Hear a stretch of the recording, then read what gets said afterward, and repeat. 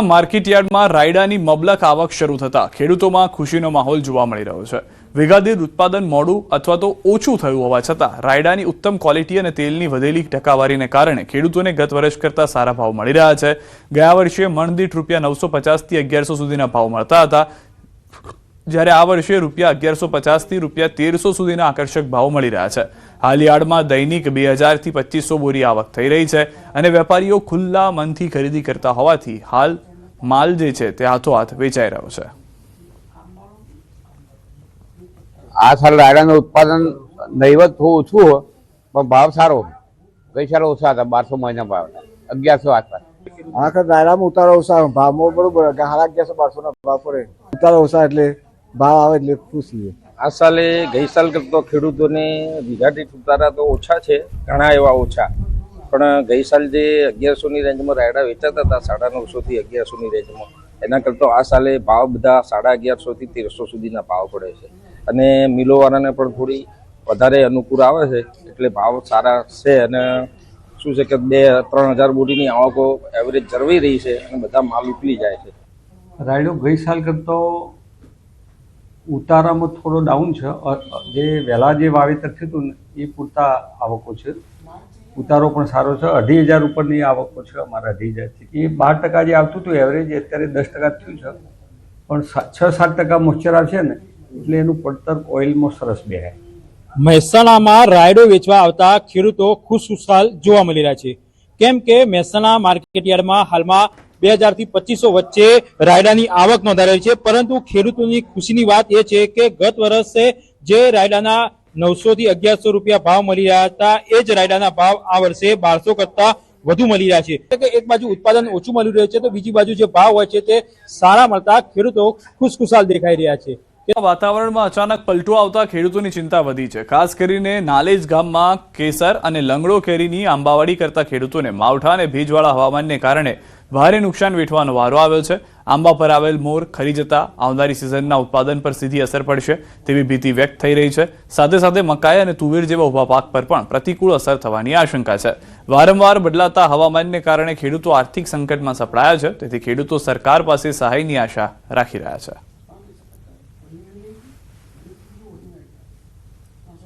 નુકસાન એટલે હું ડોડા તો અમે ઘરમાં નાખી દઈએ, પણ રાડ કેવી રીતે નાખીએ? આખા ખેતરમાં રાડ ફેલાયેલી હોય છે, નુકસાન તો અમને થયું જ છે। અને કોઈ ડોડા બહાર બી છોલેલા ડોડા હોય એટલે એમાં વરસાદના માવઠાના કારણે વરસાદ પડવાથી મકાઈ કાળી પડી જાય। આંબા ને કેરી અને મોર પડી ગયેલો છે, તેથી નુકસાન થયેલું વધારે છે। 1.5 થી 2 લાખનું નુકસાન થયેલું છે। 2 જાતની કેરી છે, કેસર અને લંગડો, 1.5 થી 2 લાખનું નુકસાન થયેલું છે। 2-3 દિવસથી વાદળ હતું ને આજ સવારમાં માવઠું થયું છે, તે આંબાનો મોર બધો ગળી ગયો છે ને ખાસું નુકસાન થઈ ગયું છે, લાખ રૂપિયા જેવું। છેલ્લા અઠવાડિયાથી કમોસમી વરસાદના વાદળો છાયા હોય અને આ વિસ્તારમાં કમોસમી વરસાદ થતા આ વિસ્તારના હજારો ખેડૂતોનો ઊભો જે પાક છે, મકાઈ, દિવેલા, ઘઉં, કેરી, આ બધા જે ઊભા પાકો છે એ પાકોને ખૂબ મોટું નુકસાન થયું હોય। કોર્પોરેશન દ્વારા શહેરમાં 2 રોકટોક ચાલી રહેલા પીજી સામે કડક કાર્યવાહી હાથ ધરવામાં આવી છે। વસ્ત્રાપુર વિસ્તારમાં આવેલા પ્રેમચંદ નગરમાં ચાલતા અનેક પીજી સીલ કરવામાં આવ્યા, ત્યાં રહેતા વિદ્યાર્થીઓ મુશ્કેલીમાં મુકાયા। અચાનક થયેલી કાર્યવાહીને કારણે વિદ્યાર્થીઓને રહેવા, જમવા અને પોતાના સામાન અંગે ભારે અગવડતા ભોગવવી પડી રહી છે।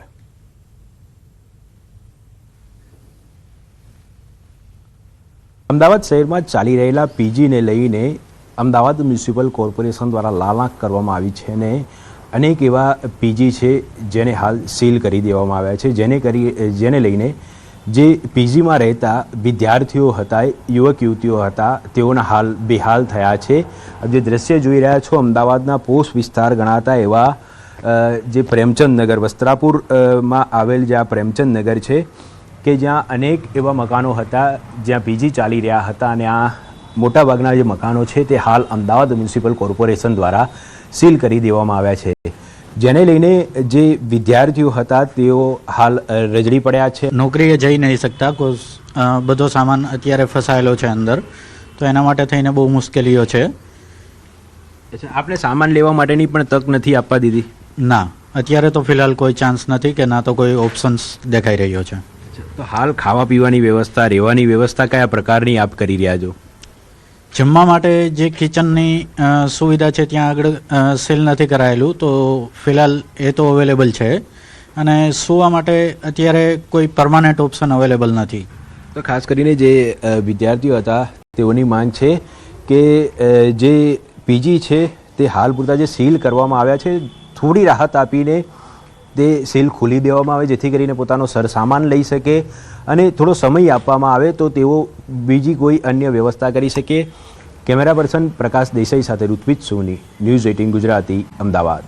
ચાલતા પીજી પર કાર્યવાહી. પીજી સંચાલકોએ કાર્યવાહીનો નોંધાવ્યો વિરોધ. પીજી સંચાલકો પહોંચ્યા એએમસી કચેરી ખાતે. એએમસી દ્વારા કોર્ટના આદેશ બાદ થઈ રહી છે કાર્યવાહી. બિન અધિકૃત ચાલતા પીજી સીલ કરવાની ચાલી રહી છે કાર્યવાહી. કે હાલમાં અમદાવાદ મ્યુનિસિપલ કોર્પોરેશન પાસે પીજી અંગેના કોઈ પણ નિયમો કે કોઈ પણ અંગેના કાયદાઓ હાલમાં અવેલેબલ નથી, જેનો અમારી પાસે લેખિતમાં પુરાવો છે. Gujarat PG owners welfare association વતી રાજ્ય સરકારને પણ મુલાકાત કરવા માટે કહેવામાં આવ્યું છે. રાજ્ય સરકાર આ બાબતે હાલમાં કામ કરી રહી છે કે પીજી અંગેની કોઈ એક પોલિસી આવે, અને અમદાવાદ મ્યુનિસિપલ કોર્પોરેશનની આની વારંવાર જાણ કરવામાં આવે છે, છતાં પણ પીજી સીલ કરવામાં આવી રહ્યા છે. આજે 20 કે 25 પીજી સીલ કર્યા છે, ફરીથી આજે 20 થી 25 પીજી સીલ કરવામાં આવશે એવું અમને માહિતી આપીને ગયા છે. એ માટે અમારે અહીં અમદાવાદ મ્યુનિસિપલ કોર્પોરેશનમાં રૂબરૂ આવવું પડ્યું છે.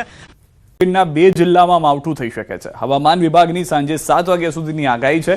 આજે ડાંગ અને વલસાડમાં કમોસમી વરસાદની શક્યતા છે. હવામાન વિભાગે સાંજે 7 વાગ્યા સુધી વરસાદની આગાહી કરી છે. થંડરસ્ટોર્મ સાથે ગાજવીજ સાથે વરસાદ પડી શકે છે. દક્ષિણ ગુજરાતના વાતાવરણમાં અચાનક પલટો આવી શકે છે. માવઠાની આગાહીથી ખેડૂતો પણ ચિંતામાં જોવા મળી રહ્યા છે.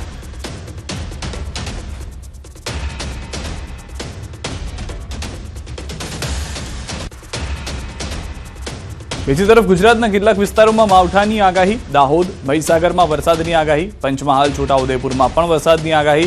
નર્મદામાં કમોસમી વરસાદની આગાહી છે. વેસ્ટર્ન ડિસ્ટર્બન્સ સક્રિય થતા આગાહી છે 21 થી 26 ફેબ્રુઆરીના વાતાવરણ સૂકું રહેશે. આગામી 48 કલાકમાં મહત્તમ તાપમાન 2 થી 3 ડિગ્રી વધશે.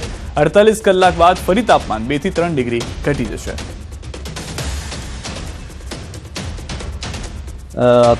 रेन थंडर शॉट का फोरकास्ट दिया गया है. इसमें जो डिस्ट्रिक्ट गुजरात रीजन में आ रहा है, इसमें माहीसागर, दाहोद, नर्मदा, पंचमहल और छोटा उदयपुर के लिए दिया गया है. और बाकी आगे दिन 21 से लेकर 26 फरवरी तक मौसम आमतौर पर शुष्क रहेगी. और जो मैक्सिमम टेम्परेचर है, उच्चतम तापमान जो है वो rise by 2 to 3 degree centigrade during next 48 hour, और उसके आगे ग्रेजुअल फॉल रहेगा 2 से 3 डिग्री सेंटीग्रेड नीचे.